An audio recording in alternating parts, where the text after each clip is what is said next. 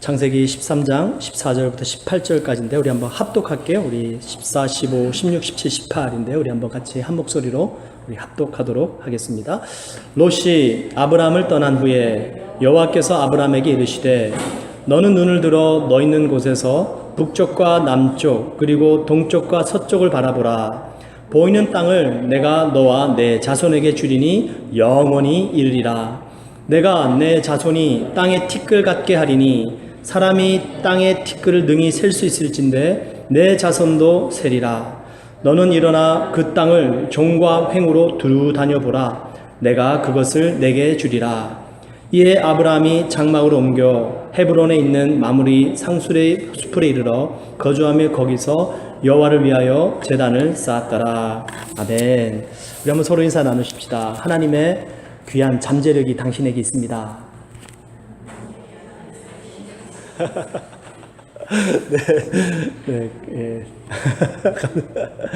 네, 우리가 오늘 말씀을 통해서 그 잠재력이 어떤 것인지 알게 될 텐데요.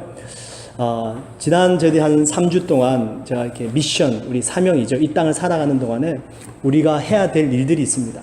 첫 번째가 뭐였죠? 이웃 사랑이었죠. 그 이웃을 내 자신의 중심으로 사랑하고 내 이웃을 내 자신 중심으로 만나는 것이 아니라 그 이웃에게 가서 그 사람에게 필요한 사람이 되어주는 것 말씀을 드렸고요. 그 다음에 두 번째가 우리의 마음의 지경을 넓히라 말씀을 드렸습니다. 그렇죠? 접시물에 파리가 빠지면 접시물 버려야 돼요. 근데 넓은 호숫가에 파리가 빠지면 그 호수는 자동적으로 자연 정화 작용이 있게 됩니다. 우리의 마음을 넓히면 어떤 어둠이 오고 어떤 안 좋은 일이 있어도 내 심령 안에서 스스로 회복하고 치유되는 역사가 넓은 심령에서 나타난다 말씀을 드렸어요. 그리고 이제 지난주에는 사역의 범위를 넓히라 말씀을 드렸죠.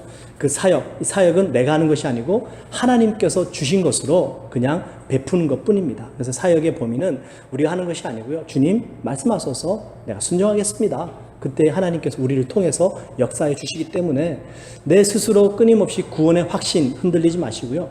내가 구원받는 것보다 다른 사람을 구원시키기 위해서 한번 애쓰다 보면 내 자신의 구원은 당연히 확신이 오더라는 것입니다. 그리고 남에게 그 구원을 베풀어주고 구원을 확신을 주려다 보니까 그 역사 속에서 내 사역의 범위가 넓어져 가더라는 것이죠. 그래서 오늘 그 4주 네 번째 시간인데요. 오늘은 주제가 이것입니다. 어떤 사명을 가지고 우리가 이 땅을 살아가야 되는가? 시야를 넓혀야 된다라는 것입니다. 시야를 넓혀야 된다는 것이에요. 지금 오늘 우리 세인 에이든에서 행사가 있어가지고 조금 이제 좀 산만한데 괜찮습니다. 아마 3시쯤이면 끝난다고 하니까 우리 예배 시간하고 똑같이 끝나겠네요. 네, 그래도 우리 말씀을 잘 듣고 초점을 맞추시면 귀한 은혜가 있을 줄 믿습니다. 시야를 확장하라는 것입니다. 우리 보는 것 중요하거든요. 오늘 여기 창세기 13장부터 14, 15, 16, 17, 18절에 하나님께서 아브라함에게 두 가지를 보게 하십니다. 뭘 보게 하시죠? 첫 번째, 넓은 땅을 보게 하시죠. 땅을 바라봐라 말씀하십니다. 그리고 그 땅을 너에게 주겠다 말씀하세요. 네, 두 번째 또 뭘 보여주십니까? 보시면은 요거는 좀 자세히 읽으셔야 아실 수 있는 부분인데 16절을 보시면 뭘 보여주시죠? 티끌을 보여주십니다. 네. 티끌을 보라는 말은 없는데요. 이 하나님께서 아브라함에게 티끌과 같이 내 자손을 셀 수 있게 많이 주겠다 말씀하십니다. 하나님께서 이 두 가지를 보여주세요. 넓은 대지를 보여주시고 그리고 티끌을 보여주시면서 아브라함에게 믿음을 주시는 것을 보게 됩니다. 여러분, 저희들이 이 땅을 살아가는 동안에 본다는 것은 참 중요합니다. 우리가 무엇을 보느냐라는 것은 참 중요해요. 내가 보는 것만큼 그 안에 내 생각과 내 마음이 좌우되기 때문에 그렇습니다. 얼마 전에 지금 현재 리오 올림픽 계속 진행되고 있죠. 우리가 보고 있는데 스포츠 하이라이트를 봤어요. 지금 아마 그 축구 결승이었습니다. 축구 결승 하이라이트를 보여주는데 결승전에 그 골드 메달을 두고 브라질하고 독일이었죠. 브라질하고 독일이 두 나라가 맞붙었습니다. 전반전에 브라질이 먼저 선취골을 넣게 되고요. 그다음에 후반전에 독일이 한 골 넣게 됩니다. 전반 후반 1대1로 비겼어요. 결국 승부차기까지 갑니다. 승부차기도 아주 이 두 팀이 아주 강력해가지고요. 끝까지 갔어요. 5번을 차는데 4번째 선수까지 똑같이 골을 다 넣습니다. 근데 마지막 5번째 선수, 이 독일 선수가 찼는데 이 브라질 골키퍼가 막았어요. 그리고 결국에는 이 브라질 마지막 5번째 선수가 유명한 선수죠. 네이마르 선수인가요? 그 선수가 골을 성공시키면서 브라질이 골드메달을 땄습니다. 아마 여러분 저희들이 만약에 한국이 그 결승전에 올라갔다면 정말로 손에 땀을 쥐고 바라봤겠죠. 근데 그 관중석을 잠깐 카메라맨이 비춰주는데 그 스포츠 하이라이트에 비춰졌어요. 그 브라질 관중입니다. 그 승부차기를 하는데 한 관중이요. 그 승부차기를 보질 못하더라고요. 너무 긴장이 돼가지고 뒤로 돌아서가지고 이러고 고개 숙이고 있더라고요. 그 장면이 살짝 포착이 됐는데 그걸 보면서 생각을 했습니다. 여러분 저희들이 인생을 살아가면서 문제가 있고 그런 긴장이 되는 순간들이 옵니다. 그때 우리들은 때로는 회피하려고 그래요. 정면 승부를 못합니다. 바라보지 못하는 거예요. 그 장면이 너무 긴장되니까 그 긴장감 속에서 내가 그 장면을 참아 보질 못하고 그냥 눈을 가리고 넘어가더라는 것입니다. 여기 축구 경기, 스포츠 경기는 아주 짧은 시간 내에 끝이 납니다. 그래서 우리가 눈을 가리고 잠깐만 참으면 결과를 금방 알 수가 있어요. 근데 우리 인생은 그렇지 않잖아요? 우리 인생이 눈만 잠깐 가린다고 그 시간이 금방 지나가 버립니까? 절대 그렇지 않다라는 것입니다. 우리 인생 속에 이런 긴장되는 순간, 문제가 찾아올 때 뭔가 똑바로 바라볼 수 있어야 됩니다. 과연 그때 내가 무엇을 바라보느냐? 여기에 우리 신앙의 아주 중요한 이 결정이 되어진다는 것입니다. 오늘 하나님께서 아브라함에게 그 큰 먼 대지를 보게 하십니다. 동서남북 사방을 보게 하시고 그 보이는 땅을 내게 주겠다 말씀하세요. 그리고 티끌을 보여주십니다. 먼지예요. 티끌은 먼지를 더스트입니다. 이 티끌 먼지를 보여주시면서 내 자손이 이와 같이 많게 하리라 말씀하십니다. 근데 오늘도 여기 성경 본문 말씀을 보니까 하나님께서 아브라함에게 약속을 주셨을 때가요. 누가 떠난 다음입니까? 조카 롯이 떠난 후라고 되어 있습니다. 그 13장을 한번 보세요. 13장 14절에 롯이 아브라함을 떠난 후에 이렇게 되어 있죠. 여러분 지난주 말씀 기억나십니까? 하나님께서 여호수아에게 약속의 말씀을 주실 때 누가 죽은 후에 주셨죠? 그 위대한 하나님의 종 모세가 죽은 후에 하나님께서 여호수아에게 새로운 꿈과 비전을 주시더라는 것입니다. 오늘도 마찬가지예요. 롯이 평생 동안 아브라함과 함께 지냈습니다. 근데 그 갈등을 겪으면서 결국에는 롯이 아브라함을 떠나버렸어요. 여러분 이 떠난다라는 것은 남아있는 사람에게는 마음이 허전하게 되고요. 마음이 참 적적합니다. 그 롯이 떠난 빈자리 모르긴 몰라도 아브라함에게 컸을 겁니다. 왜요? 아브라함에게는 자식이 없었잖아요. 자녀가 없으니까 조카 롯입니다. 그 조카 롯이 옆에 있는 동안에 나름대로 위안도 삼고 같이 먼 고향을 떠나왔기 때문에 그 타국 생활하면서 서로 의지가 되었을 것이에요. 근데 이 롯이 떠나버렸습니다. 그 빈자리에 아브라함은 여전히 빈 공간에 막막한 대지를 바라보면서 허전함을 느끼고 있었을 거예요. 근데 하나님께서 먼 대지를 바라보게 하시면서 동서남북 사방 그 보이는 땅을 너에게 주시겠다 약속하시고요. 그리고 티끌을 보여주시면서 그 티끌처럼 내 자손을 많게 해주겠다 말씀하십니다. 이때 이제 아브라함이 새롭게 희망이 생깁니다. 믿음이 생깁니다. 그러고 나니까 결론적으로 13장 18절에 보시니까 어떻게 아브라함이 마무리됩니까? 하나님을 예배하더라 말씀하시죠. 이게 결론입니다.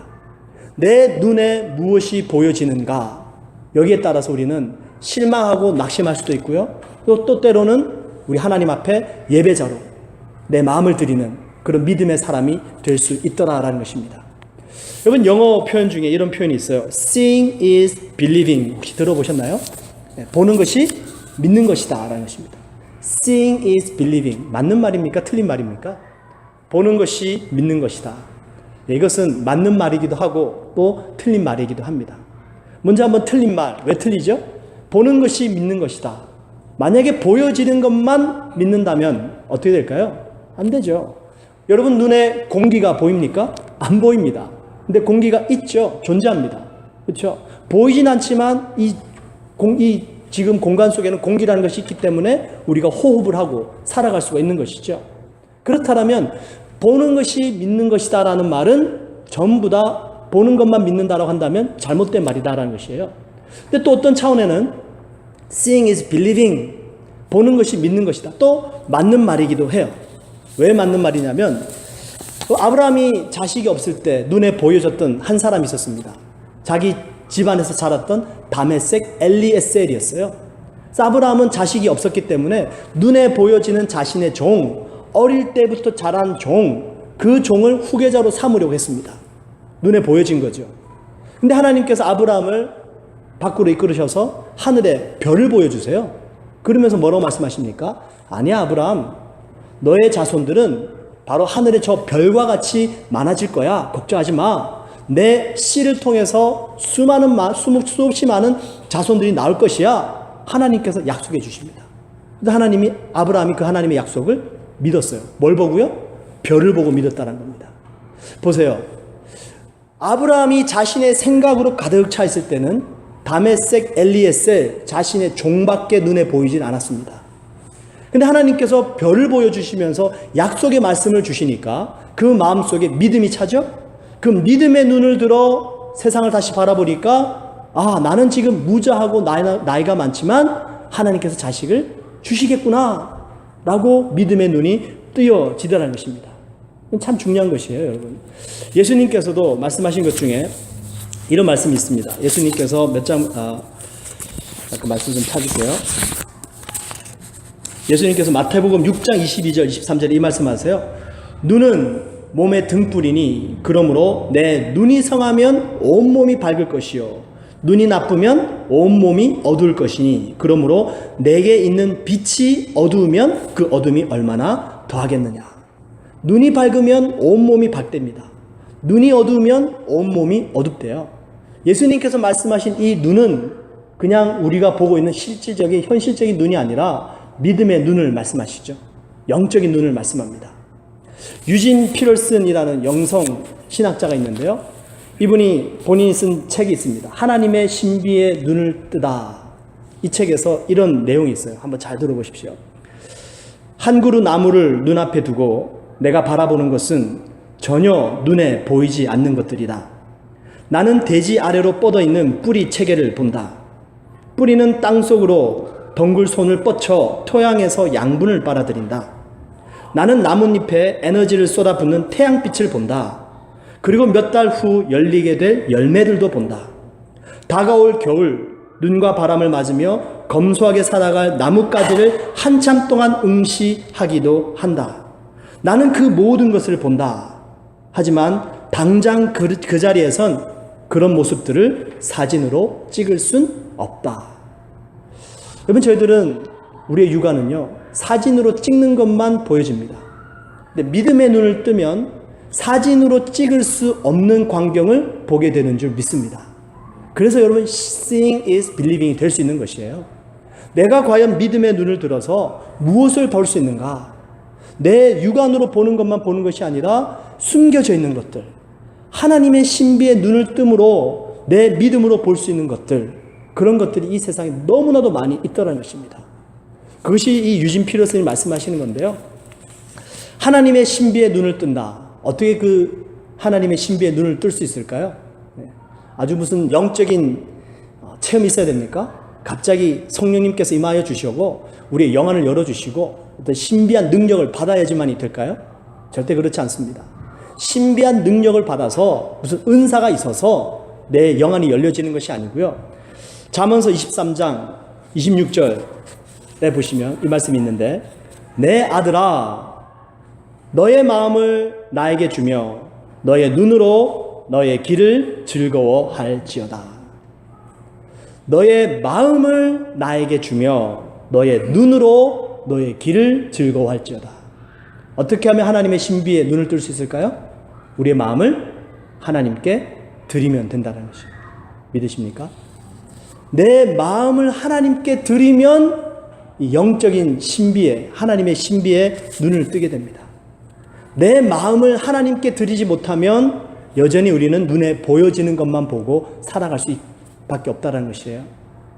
여러분, 저희들 올 초였죠. 올 초에 우리 찬양팀에서 함께 봉사하던 제이콥 있습니다.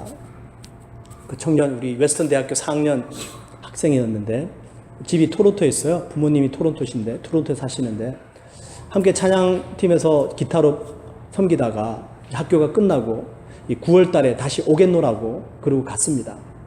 이 제이콥 청년이 의대를 지원을 했어요. 근데 안타깝게 들려온 소식이 웨이팅 리스트에 올라갔답니다. 근데 결국 이제 9월 달 학교가 시작을 하는데 아직까지 소식이 없는 걸 보면 아마 올해는 조금 어렵지 않을까 생각이 듭니다. 공부도 잘했던 것 같아요. 그리고 학생도 아직 공부도 잘했고 성격도 좋고 아주 하나님께 헌신된 그런 학생인데 만났습니다. 한번 만나서 이제 부모님과 같이 식사도 하고 교제를 나누는데 참 많이 안타까워하시더라고요. 당연히 될 줄 알았답니다. 근데 이 제이콥도 자기 친구들 중에 같이 얘기를 하다 보니까 제이콥한테 그런데요. 야, 다른 친구가 됐는데 너가 안 된 게 참 이상하다. 뭐 여러 가지 이유들이 있긴 있었겠지만 그러면서 이제 조금 낙심한 상태 속으로 여름 기간을 보내고 있는데 그런 얘기를 하더라고요. 무슨 얘기를 하냐면 본인이 지금까지 한 번도 인생 속에서 이런 큰 실패라면 실패라고 할 수 있는 쓴 잔을 맛보지 못했답니다. 처음 있는 일이래요. 지금부터 태어나서 어머니 부모님 품 안에서 학교 생활도 잘했고 나름대로 4년 무사히 잘 다녔는데 한 번도 이렇게 큰 실패를 해본 적이 없었대요. 그러면서 이제 하나님께 기도하면서 나름대로 나아가고 있는데 그런 생각이 들더랍니다. 본인은 그때까지 이렇게 실패를 할 때까지 그래도 자기가 뭔가 잘할 수 있는 것이 있으니까 하나님께서 쓰신다라고 생각했대요. 나에게 이런 좋은 점이 있고 내가 가진 이런 능력이 있으니까 그것 때문에 하나님께서 쓰실 거야. 그런 생각을 하곤 했답니다. 이번 이런 기간을 지나가면서 이 제이콥 형제가 저한테 고백했던 것이 뭔가 새로운 것이 깨달아지더래요. 무엇이 깨달아지냐면 자기는 아무것도 할 수 없는 무능력한 티끌과 같은 존재인데 지금까지 대학교 4학년까지도 하나님께서 인도해 주셨다라는 깨달음이 오더랍니다. 그 고백을 드리게 되더래요. 믿음의 눈이 열린 거죠. 그러면서 소망이 생기더랍니다. 난 나름대로 능력이 있었고 내가 뭔가 할 수 있을 줄 알았는데 내가 왜 떨어졌는가 낙심 가운데 있다가 본인은 아무것도 할 수 없는 존재였는데 하나님께서 지금까지 인도해 주셨구나. 이게 깨달아지면서 새로운 소망이 생기더랍니다. 그러면서 지금 여러 가지로 어떻게 앞으로 이 시간들을 보낼 것인지 새롭게 도전하고 새로운 분야로 지금 시도하고 있답니다. 여러분 제게도 이런 시간들이 있었는데요. 뭐 다 아시는 그런 어려운 시간들이 중간중간에 있어 왔습니다. 최근에 있었던 어려운 일들 때문에 하나님 앞에 새벽에 와서 기도하고 마음을 터놓고 있는데 기도를 하고 있는 제 모습이요. 기도를 하고 있는 것이 아니라 그 문제를 가지고 어떻게 해결할 것인가를 자꾸만 생각하고 있는 거예요. 네. 그러다가 제가 정신이 번쩍 들었습니다. 아, 이러면 안 되지. 내가 지금 뭐 하고 있나? 하나님 앞에 나아가야 되는데 나는 지금 내 생각으로 문제를 해결하기 위한 답을 그냥 눈만 감고 생각하고 있구나. 이게 깨달아집니다. 그리고 다시 정신을 차리고요. 하나님 앞에 기도로 나아갔습니다. 그냥 모든 문제, 내가 어떻게 해결할 것인지 생각하지 않고요. 그냥 하나님 앞에 기도하면서 주님만을 바라보고 그 주님 앞에 예배함으로 나아갔더니요. 하나님께서 시시때때로 말씀을 주시더라고요. 지난번 우리 긴급 재직회 때도 잠깐 말씀을 나눴지만 첫 번째 하나님께서 저한테 하신 말씀이 이것이었습니다. 악순환 만들지 말고 악순환을 끊어버려라. 계속 안 좋은 일을 악순환으로 만들지 말라요. 두 번째 하나님이 주신 말씀이 이것이었습니다. 피차 고소하고 송사하느니 차라리 불의를 당하고 속임을 당해라. 그리고 세 번째 하나님 주신 말씀이 있습니다. 뭐냐면 아브라함이 조카 롯과 분쟁이 있을 때 아브라함이 조카 롯에게 이렇게 얘기하죠. 롯아, 네가 좌하면 나는 우할 것이고 네가 우하면 나는 좌할 것이다. 우리는 혈육이니 우리는 결코 다투지 말자. 그것이었습니다. 제 스스로 문제가 있을 때 그 문제를 해결하고자 힘을 쓰고 애쓸 때는요, 얼마나 그게 짐이 되고 무거웠는지 모릅니다. 근데 그게 아니더라고요. 하나님께 나아갔더니 주님께서 말씀을 해주시고 하나님의 방법을 알려주시는 일들이 나타나더라는 것입니다. 예수님께서 이 말씀을 하십니다. 마태복음의 6장의 산상순에서 마음이 청결한 자는 뭘 본다고요? 하나님을 볼 것이며. 어떻게 우리가 마음이 청결할 수 있습니까? 끊임없이 우리의 마음을 주님 앞에 드리면 될 줄 믿습니다. 우리의 마음은 더러워요. 우리의 마음은 때 묻었습니다. 이 때 묻어 있고 더러운 마음 속에는 하나님을 만날 수가 없어요. 이 마음을 누구에게 가지고 나가나요? 십자가의 예수 그리스도께 가지고 나가면 그 예수님께서 정결케 하시고 깨끗게 하시고 하나님을 볼 수 있는 눈을 열어주시다는 겁니다. 찬송이 하나 생각이 났습니다. 주 안에 있는 나에게, 주 안에 있는 나에게 딴 근심이 있으랴. 십자가 밑에 나아가 내 짐을 풀었네. 주님을 찬송하면서 할렐루야 할렐루야. 내 앞길 멀고 험해도 나 주님만 따라가리. 그 두려움이 변하여 내 기도 되었고, 전날의 한숨 변하여 내 노래 되었네. 주님을 찬송하면서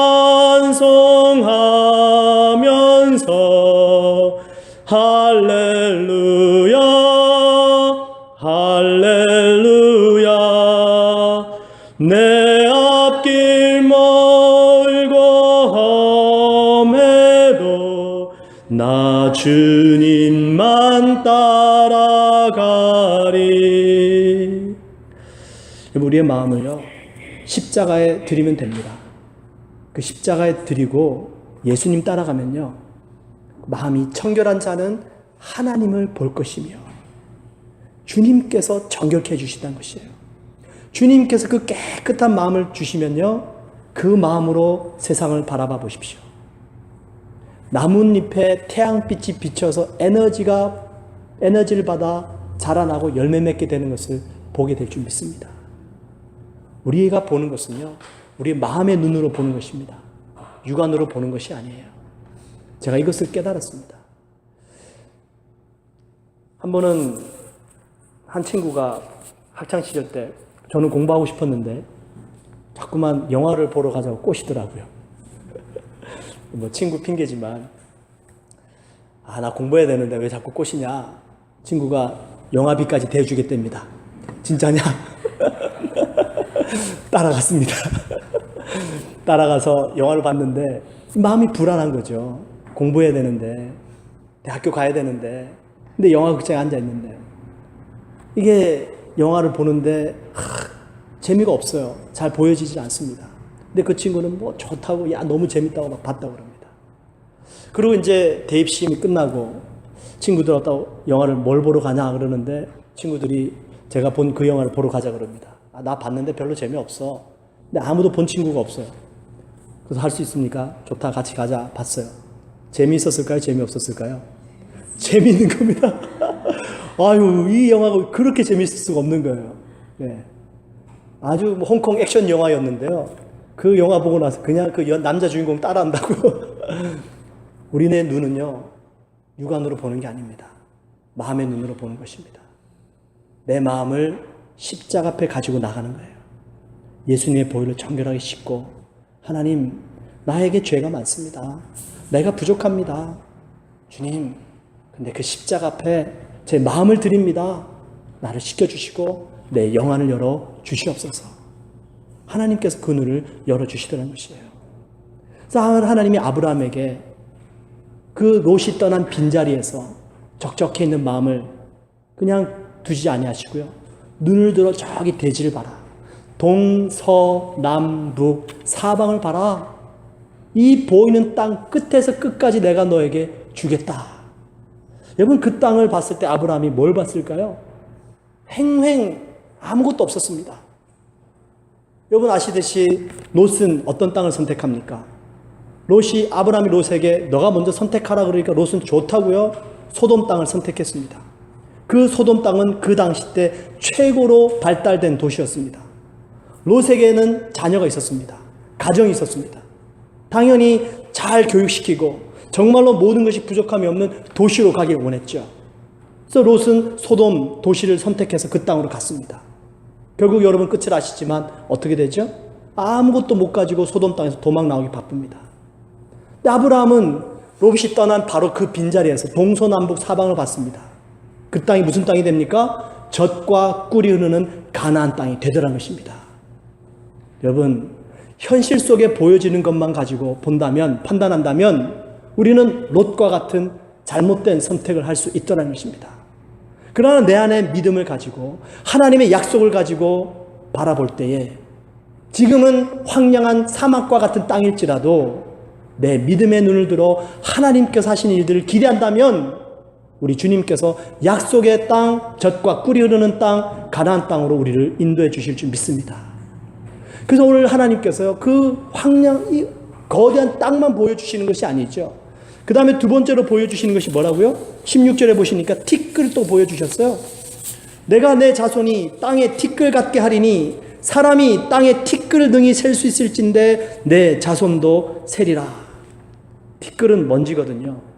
이 먼지는 정말로 보잘것없는 것입니다. 근데 하나님께서 이 티끌을 보여주시면서 아브라함에게 민족을 이루겠다 말씀하십니다. 이 티끌이 가지고 있는 아주 큰 의미가 있습니다. 여기 지금 말씀하시는 티끌을 히브리 원어로 보시면 아파르라고 되어 있어요. 그 아파르라는 단어가 창세기 2장 7절에 나옵니다. 그때 2장 7절에 뭐라고 말씀하시냐면 하나님이 흙으로 사람을 지으시고 이렇게 되어 있어요. 흙이 아파르입니다. 티끌이 아파르예요. 이 아파르, 티끌, 먼지, 흙, 이것은 정말 무가치한 것들입니다. 근데 언제 같이 있어집니까? 하나님의 손에 들리워질 때, 하나님의 손에 빚음을 받을 때, 그때 같이 있더라는 것이에요. 그래서 이 흙이라는 것은요, 그냥 그대로 두면 정말로 무가치한 것입니다. 근데 엄청난 잠재력을 가지고 있어요. 무엇이든지 될 수 있다는 것입니다. 그게 바로 하나님의 피조물인 바로 우리 사람인 줄 믿습니다.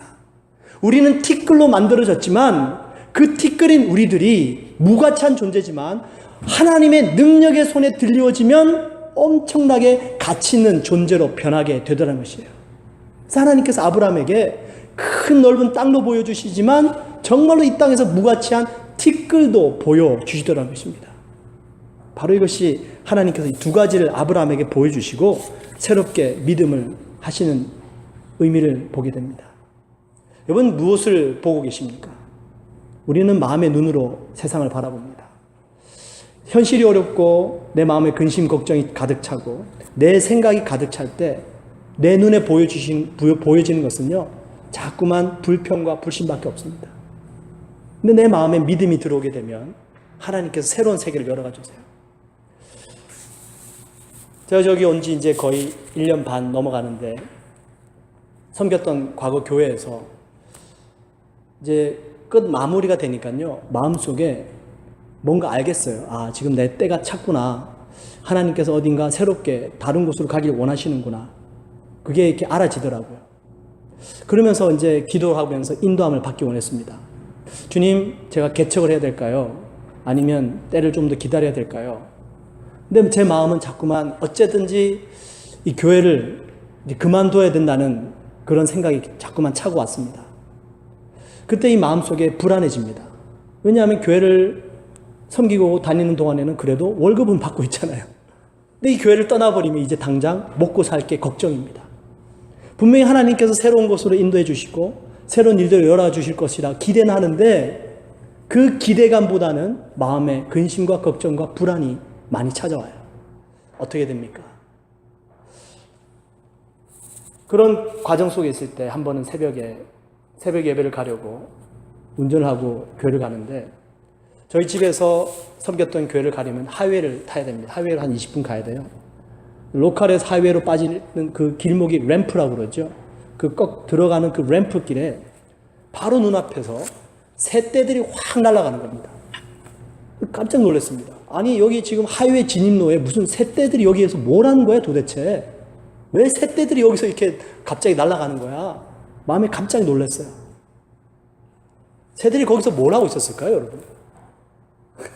땅에 떨어진 모이 주워 먹고 있었는데, 그 땅에 떨어졌던 고여있는 물을 마시고 있었던 거예요. 말씀이 생각났습니다. 마태복음 6장 26절. 공중의 새를 보라. 심지도 않고 거두지도 않고 창고에 모아 들이지도 아니하되 너희 하늘 아버지께서 기르시나니 너희는 이것들보다 귀하지 아니하냐.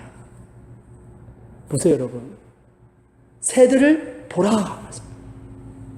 그 새들을 보면 하나님께서 저 새들까지도 먹이시는 것을 알게 되더라는 것입니다. 마음이 위로가 돼요. 그 새떼들을 보고 위로를 받고 새떼들을 통해 다시 한번 하나님의 말씀이 기억이 나게 됩니다. 여러분, 무엇을 보면서 살아가십니까? 우리는 하나님께서 지으신 이 세상 모든 만물을 눈으로 보고 살아갑니다. 이 자연 만물이 거저 있는 것이 아니에요. 로마서에 보시면 이 모든 자연 만물에는 하나님의 신성이 깃들어 있다 말씀하십니다. 그리고요, 그 자연 만물을 통해서 하나님을 아는 것을 핑계치 못한다 말씀하세요. 여러분들 현실 바라보시면서 근심하고 걱정하실 때 눈을 들어서 새들을 한번 보세요. 나무들을 한번 보세요. 하나님께서 기르시고 하나님께서 먹이십니다. 그리고 하나님께서 이 모든 천하 만물보다 나의 형상을 따라 지은 너희들이 훨씬 더 귀하지 아니하냐? 우리 주님이 약속하신 말씀이에요. 이 말씀이 받아들여진다면 나는 지금 눈이 뜨여진 겁니다. 만약에 여러분 새들을 봐도 저 넓은 땅을 봐도 이건 아브라함에게 주신 것이고 이건 그냥 하신 말씀인데, 그러신다면 제가 또 다른 한 생물을 소개시켜 드릴게요. 어떤 생물을 한번 찾아가 보시냐면 코이라는 물고기를 한번 찾아보세요. 직접 만나보지 못하신다면 인터넷을 들어가셔서 한번 찾아보세요. 코이라는 물고기입니다. 일본인들이 많이 기른다고 얘기를 해요. 코이 물고기 특징이 있습니다. 어항에 두고 키우면요, 이 코이 물고기는 얼마만큼 자라냐면 5에서 8cm밖에 안 자란답니다. 근데 집 뜰에, 뒷마당이나 뜰에 연못안에 놓고 기르면요 15cm 이상 자라간답니다. 더 놀라운 사실은 이 코이 물고기를 강가에 방류해버리면 얼마만큼 자라갈까요? 1m 이상 자란답니다. 하나님의 피조물입니다. 무한한 잠재력이 있다는 것이에요. 하나님께서 말씀하십니다. 이 코이 물고기보다 너희가 더 귀하지 아니하냐. 여러분, 우리들에게는 놀라운 잠재력이 있습니다. 내 시야를 넓히십시오. 내 마음을 넓히십시오. 내 사역의 그릇을 넓히십시오. 여러분들께서 보는 만큼, 여러분들께서 넓히시는 만큼 하나님께서 채우실 줄 믿습니다. 내 마음이 협소해서 내가 자꾸만 작은 것 보고 내가 요것밖에 안 되는, 나는 티끌밖에 안 되는데, 그러면 안 돼요. 나는 티끌이지만 전능하신 하나님의 손을 보면 코이 물고기도 이렇게 크게 하신 하나님, 우리가 그 코이 물고기보다 더 귀한데 얼마나 더 우리를 힘있게 능력있게 잠재력있게 쓰실까. 이번 이 믿음 가지시고 이번 한 주도 승리하시기를 주님의 이름으로 축원드립니다. 기도하겠습니다. 하나님, 우리가 마음의 눈으로 보기 원합니다. 눈에 보여지는 현실이 아니라 공중에 나는 새를 보라, 동서남북 사방의 땅을 보라, 티끌을 보라. 하나님, 우리의 믿음을, 우리의 영안을 열어 주옵소서. 우리 같이 한번 기도하겠습니다. 할렐루야. 주여 감사합니다.